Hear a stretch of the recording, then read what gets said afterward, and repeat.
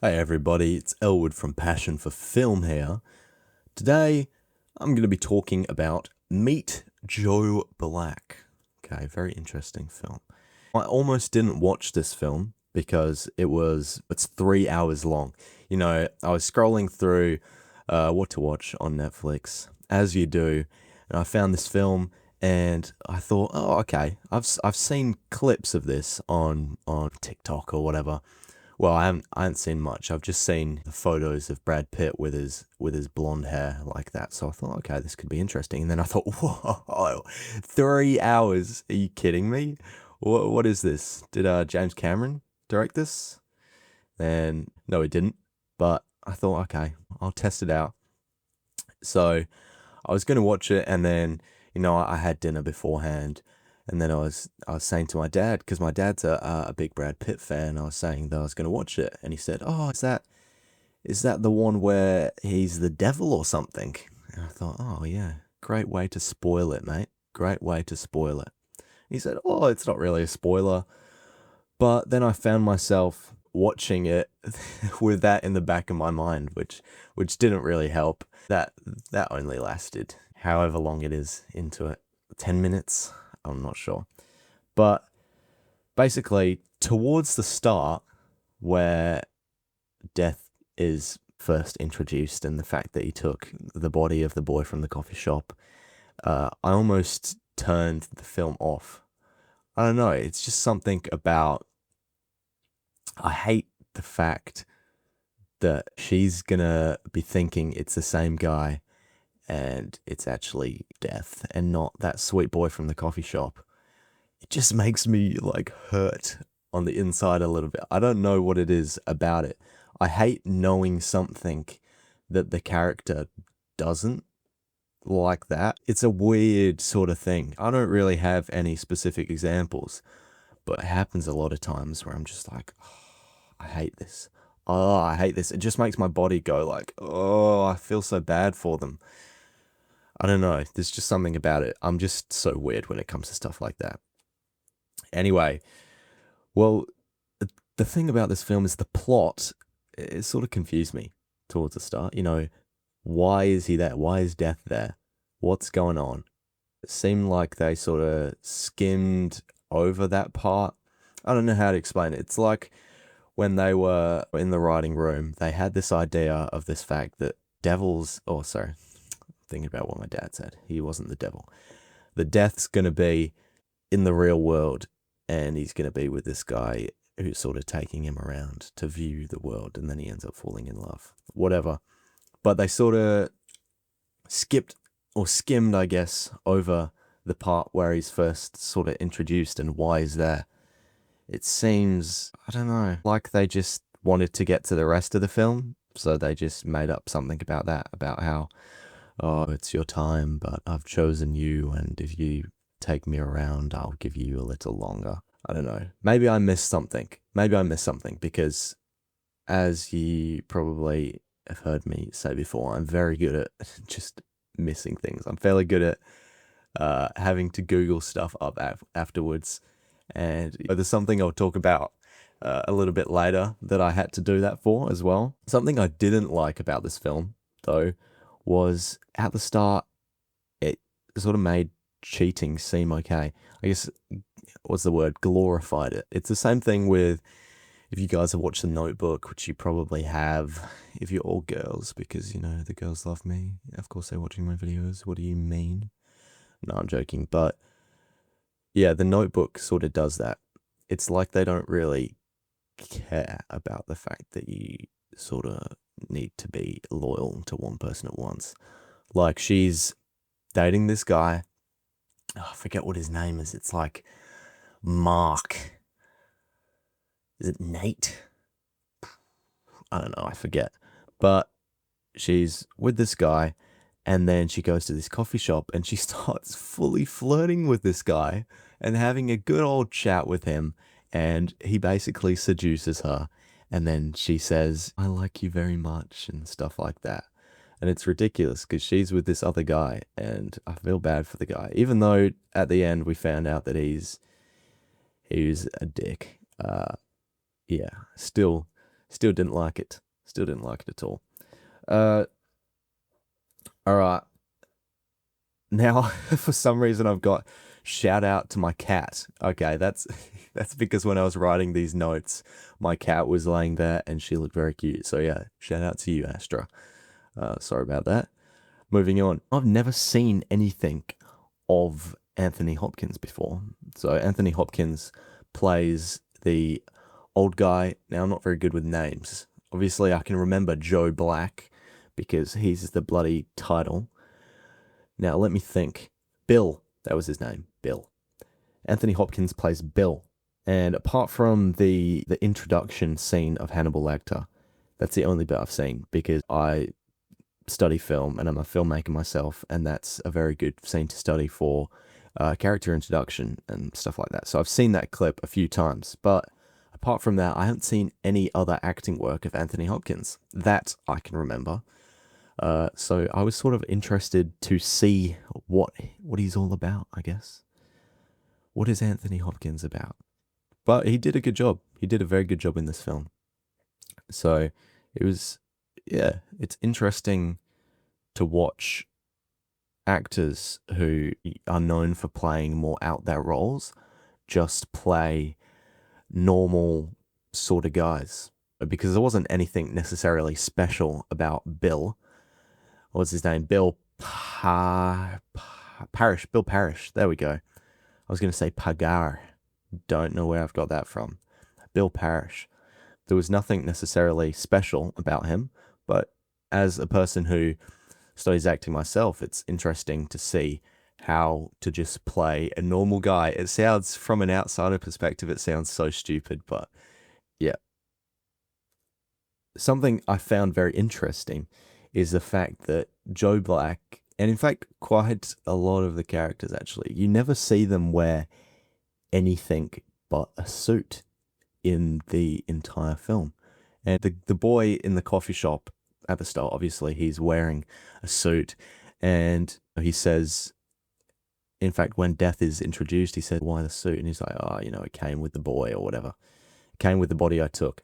But it's interesting how, I guess he's in this big mansion or whatever, or big penthouse where they're all businessmen and they would always wear suits. But I just found it interesting. I guess it's just part of that characterization of the character of Joe Black, that he always wears a suit. Very interesting indeed. This film's the moral of the story, I guess, in this film, and the film's themes, it hits very hard on them towards the end. And it made me think less about the plot and the fact that the plot was kind of not stupid, but it was a good idea. But the actual plot, I don't know, poorly executed, could have done way better than me. But I'm just speaking my mind here, guys. I'm sorry. Don't come after me, please. But it made me think less about the plot and more about the fact that it's a message kind of film. There's films that are more focused on the visuals, like George Lucas said about Star Wars. They're visual films, and then there's films that are more about the plot, which are a lot of Chris Nolan films that have all these crazy plots, and then there's films that are about spreading a message. And I guess this was one of those films about spreading a message about the themes of, can't hard to say goodbye or whatever. I don't know. I'm not good at English, guys. I'm not good at English. Sorry. All right. Anyway, I found myself more. This is going to sound interesting here, but I found myself more sort of inclined to watch the film because of how attractive Brad Pitt and Claire, I think it's an Italian last name, Claire something. I'm sorry, Claire. But those guys are just so attractive. And I don't like dudes. I'm not a homosexual man, but obviously I can appreciate one's beauty, and just having such an attractive duo, I guess, it made me continue to watch it. I don't know. And it's partly because the fact that in this film he has blonde hair and I have blonde hair. So it made me, I felt represented. guys, yes. No, I'm joking. But I sort of was trying to see myself as him and kind of made me more jealous about the fact. And it made me think, I can do it. If Brad Pitt with blonde hair can do it, then I can do it because, I mog Brad Pitt, guys. I mog him. Like, not gonna lie, I mog Brad Pitt. Just kidding. Anyway, it did make me think about how all these big companies, I'm not gonna name any companies, think that women want to see superheroes as women, as themselves. Whereas I can't really speak too much because I'm not a woman, and I hope people agree with me on this and I don't get cancelled. But I feel like women would much rather watch Thor and see Chris Hemsworth's abs than they would to see Natalie Portman as the female Thor. I forget what her name is, but you know what I'm talking about. I don't know. Please, somebody back me up on that statement because I'm sort of I'm going out on a limb there, but that's just my opinion on it. Anyway, I wanted to talk a little bit about a quote that a mentor of mine, it's apparently his favorite quote, I think he said, but the quote goes, people will forget the things you say, people will forget the things you do, but people will never forget the way you made them feel. Okay? I don't know if I've got that correct word for word, but that's the essence of it. But it made me think about how at the ending of this film, I found myself very bittersweet. I felt happy for her that it had the sort of ending that I wanted. Uh, I feel like I should have mentioned this earlier before, but when I was going to click off and then I decided to continue watching because I was relying on the fact that it had the ending which I wanted. The ending which I wanted was the fact that the devil, sorry, there I am on what my dad said, that death would leave and he would leave the body of the person, and the person who was the kind guy who was at the coffee shop would come back and be able to reunite with Susan. That was her name. I was relying on that, and I did watch through to the end, and fortunately for me, that ending did come, which made me very happy for her. But yet, it was a very bittersweet moment. I felt happy for her, but sad at the same time. I can't think exactly what I was sad about. Probably the fact that her dad just died. I don't know. Maybe that would have something to do with it. I don't know. I don't know. Also, I don't know. I was kind of touched by this film for, external reasons that weren't necessarily to do with the plot of the film. But yeah, I don't know if bittersweet is the right word. I searched up what is the word for happy and sad at the same time, and it came up with bittersweet. But then when I searched up definition of bittersweet, it came up with bittersweet means arousing pleasure tinged with sadness or pain, which I don't know. I definitely wasn't feeling an aroused pleasure tinged with pain. But I guess I don't know if there's a word for that. If there is a word for that, let me know in the comments.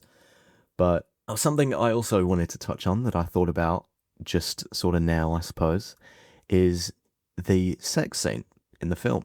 A lot of films a lot of films have sex scenes just for the sake of having sex scenes, or at least so it seems. And when the sex scene in this film came on, I thought, is it gonna be one of those, I don't know. But then the way they shot it, it made it feel very more about the feelings than the actual sex, which I felt this film actually benefited from that sex scene, which is something that a lot of films don't, I feel. So it was very interesting. Yeah. Anyway, what I was saying earlier about how I miss things and I have to Google them afterwards, I did with Donnie Darko a lot, which I'll do a review on soon because I really like that film. But yeah, I had to Google after the film whether or not she knew that he was deaf at the end, because she seems to know that her dad is gone. Afterwards, she's talking to the boy from the coffee shop and she's saying, "Oh, I wish you could have met my dad," which obviously means that she knows that her dad is gone. But then hang on. So then I started thinking back on it, and I thought she does, when she's dancing with her dad and he leaves, she does start crying a bit, and she does say goodbye as though she knows that that's the last time she's going to see him. And then I thought about her conversation that she had with Death, and she said, I can't remember it word for word, but it was something like, You're, you're, you're Joe. No, she didn't say it like that, but she said it like she was going to say, you're Death. Like she knows who he was, which I found very interesting, because how the fuck are you going to figure out that this guy that you've built this relationship with is Death? I mean, who in their right mind just assumes that a person, well, not assumes, but figures out that somebody's going to be Death? I mean, that's pretty ridiculous. Another thing on the plot there. I don't know, but I like this film overall. I don't know if I'd watch again. I'm not sure. It was 3 hours long, and I was watching until about midnight. So yeah, it kept me up. But I benefited from that film, and in that way, I guess I liked it. So thanks for watching this video. That's my last point for this video. Thanks for watching. Go check out some of the other ones. The only other longer form video I've done up until this point is the one about Nightcrawler, which I literally recorded about 20 minutes ago. So go check that out, and I am hoping you enjoy these new types of videos, which is just I don't know what I should call them, my honest review, a little talk about the film, who knows. Anyway, take care guys, make sure to like and subscribe. Let me know your thoughts in the comments, and I'll see you in the next video. Bye bye.